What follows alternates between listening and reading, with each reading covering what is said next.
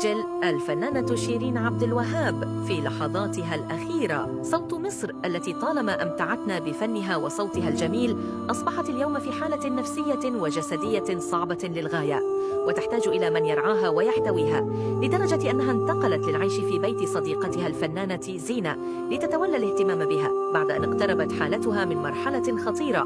لنتعرف على الكواليس وما الذي حدث.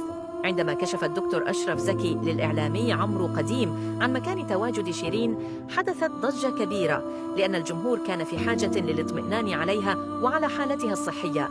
لكن أشرف زكي بدا متوتراً بسبب وضع شيرين الصحي المقلق جداً، خاصة أنها كانت جالسة في بيتها منغلقة على نفسها وترفض رؤية أي شخص أو حتى التحدث مع أقرب الناس إليها، وكأنها تنهار ببطء. في هذا التوقيت لم تتردد زينة وقررت الذهاب لزيارة شيرين في بيتها، وهنا كانت المفاجأة. شيرين لم تعد كما كانت، بدت مرهقة إلى درجة أنها غير قادرة حتى على خدمة نفسها، وتحتاج إلى من يرعاها بشكل دائم.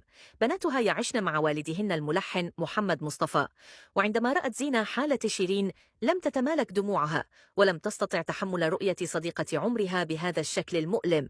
دون تفكير طويل اتخذت زينة القرار الأصعب خوفاً على حياة شيرين، وقررت نقلها للعيش معها في بيتها لتبقى تحت رعايتها المباشرة، لأن حالتها لم تعد تسمح بتركها وحدها أبداً. وتم طلب سيارة إسعاف لنقل شيرين إلى بيت زينة وسط صدمة كبيرة لكل من حولها. المقربون يؤكدون أن صدمتها كانت قوية، وأنها ما زالت تحاول الوقوف على قدميها بعد كل ما مرت به من أزمات شخصية وعلاقات مؤذية وضغط نفسي مرعب.